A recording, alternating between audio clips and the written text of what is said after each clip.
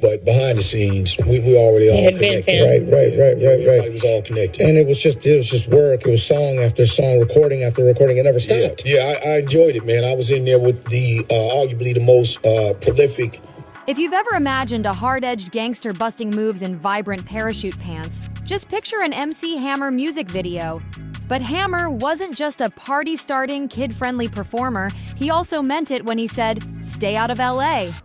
That's a side of MC Hammer the public rarely saw, and it makes his story all the more intriguing. Hammer rose to monumental success despite his gritty upbringing. Born Stanley Kirk Burrell in 1962, he grew up in the tough streets of East Oakland, California. Sharing a cramped apartment with 8 siblings, yes, 8, life wasn't easy. At just 5 years old, his father walked out, leaving his mother to raise the family alone. Yet, even with his dad largely absent, it was the early guidance from his parents that kept Hammer out of trouble. Oakland streets weren't for the faint of heart. Danger loomed everywhere, and many fell into the thriving drug trade. But Hammer's family worked hard to steer him clear of that path. Instead of turning to the streets, young Stanley spent his days hustling stray baseballs and breakdancing in the parking lot of Oakland A's games. With his boundless energy and crowd-pleasing moves, head spins, splits and all, he caught the attention of spectators and soon made a name for himself. One day, fate introduced him to the A's owner, Charlie Finley. This chance meeting landed Hammer a job as the team's bat boy, where he quickly became a trusted insider. In no time, Hammer found himself not just hanging out with the A's players, but also becoming the trusted eyes and ears for the big boss, Charlie Finley. The nickname Lil Hammer came courtesy of one of the Oakland A's players, who thought young Stanley's swing and swagger mirrored that of Hank Aaron, the legendary Hammer. With a moniker like that, it was only natural for him to dream of becoming a professional baseball player. But while Hammer had the ambition, the game wasn't a perfect fit for him, and the dream fizzled out. By the time he left school, life seemed to be narrowing down to a choice between tough streets or an uncertain future. Hammer, however, wasn't about to let his mom down. Not after all she'd done to keep him on the right path. So instead of succumbing to the pressures of his environment, he made the bold decision to join the Navy. He served for 3 years, and when he returned home, he was more spiritually grounded than ever before. Back on familiar turf, Hammer decided to channel his faith into music. He started a Christian rap group called the Holy Ghost Boys. But despite his best efforts, the group didn't gain traction, and Hammer had to pivot once again. With his connections from his Oakland A's days, he pooled what resources he had to launch his own record label, Busted Records. It was here that Hammer's legendary hustle came to life. He recorded his first album, Feel My Power, right out of his basement and sold it from his car, performing anywhere that would book him, parking lots, clubs, community centers. His determination paid off. Through sheer willpower and relentless work, Hammer managed to move an astonishing 60,000 copies independently. Though he wasn't a singer or producer, he was a dancer unlike any other, and his electric moves captivated audiences wherever he went. By the late 1980s, Hammer had assembled a crew of dancers and drilled them with military precision. They rehearsed for hours on end, perfecting high-energy routines that became his signature. Hammer's tireless work ethic and attention to detail turned these rehearsals into something more than practice. They were a statement of intent, a declaration that he was all in on his dream. In 1988, all that hard work paid off. Hammer signed a multi-million-dollar deal with Capitol Records, propelling him to mainstream stardom. His first 2 Capitol releases were runaway hits, making him a household name. For a kid from East Oakland who had once sold stray baseballs outside the stadium, it was a dazzling leap into the big leagues of music. Now, Hammer was living the life he'd always dreamed of, and the world was just starting to see what he could do. Hammer's career skyrocketed with massive hits like Pray, Too Legit to Quit, and the cultural phenomenon, You Can't Touch This.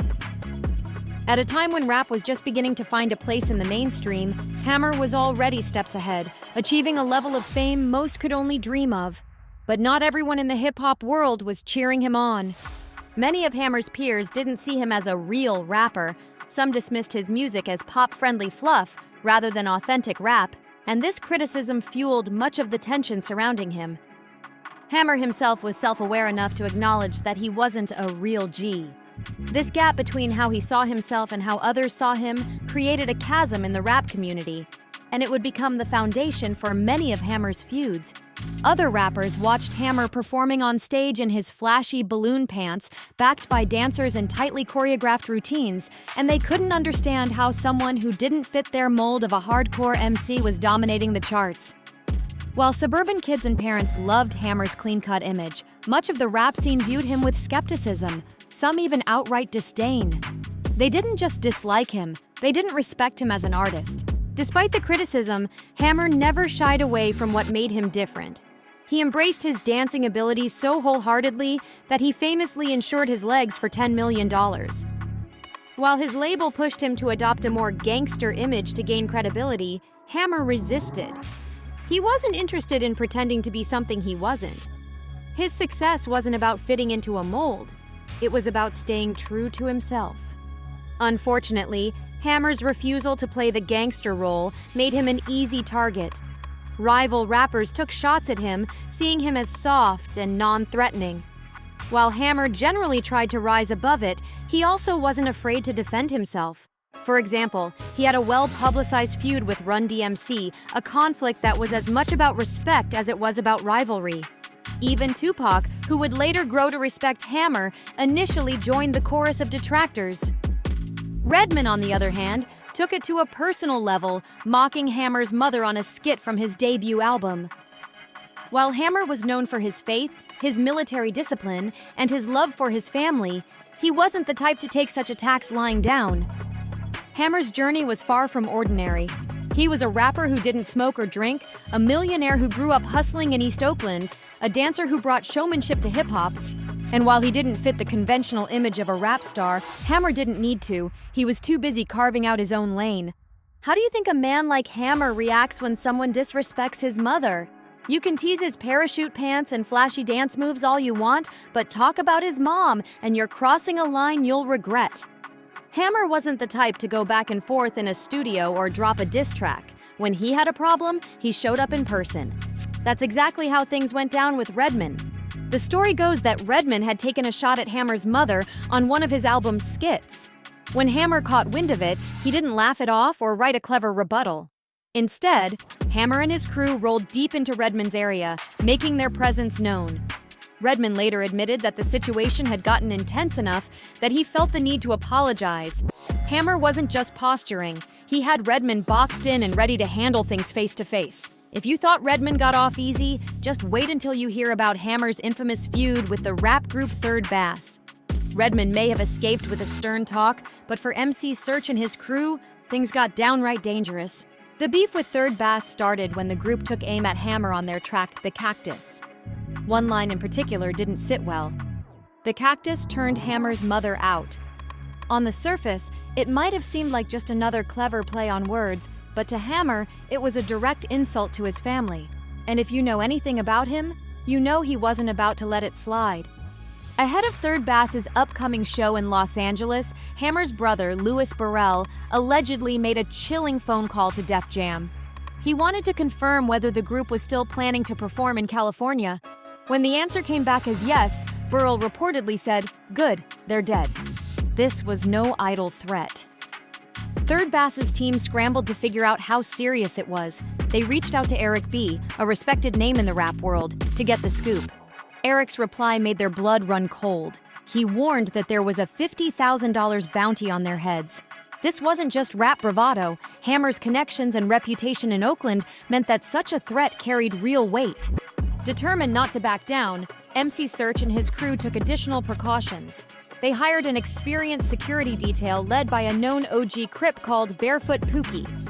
Pookie's street credibility was no joke. He was a man who commanded respect in Los Angeles. Even so, Third Bass knew they were playing with fire. Hammer's approach to these feuds was nothing like the lyrical battles that many other rappers preferred. He operated in a different arena, where actions spoke louder than words. And when it came to family, he made it abundantly clear that no one crossed that line without serious consequences. Even with warnings from all sides, MC Search still didn't take the danger seriously.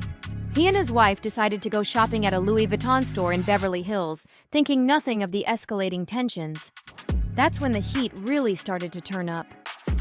As they strolled out, Search noticed unfamiliar faces pulling up from every corner, guys who clearly weren't there to browse luxury handbags. What could have turned into a nasty scene was quickly diffused by Pookie, the seasoned street veteran Search had hired for protection. Pookie was deeply respected in LA, a name that carried serious weight among the Crips. A few well-placed gang signs were enough to keep things from boiling over. Search's close call left him shaken, but he didn't stick around to see what else might happen. The next day, after Hammer scooped up 2 awards at the American Music Awards, Third Base headed to the KDA studio for a scheduled video show. They thought they could coast through their appearance and maybe even smooth things over. Instead, Hammer himself called in live during the broadcast, putting them on the spot. It was a golden opportunity for Search to apologize and put an end to the whole ordeal. But Search, still riding a mix of pride and denial, decided to double down. Instead of making peace, he tried to act tough, claiming Hammer just didn't understand what was really going on. The audience listened as the tension built, but Hammer wasn't having it. He ended the call, leaving Search to think about the consequences of his words.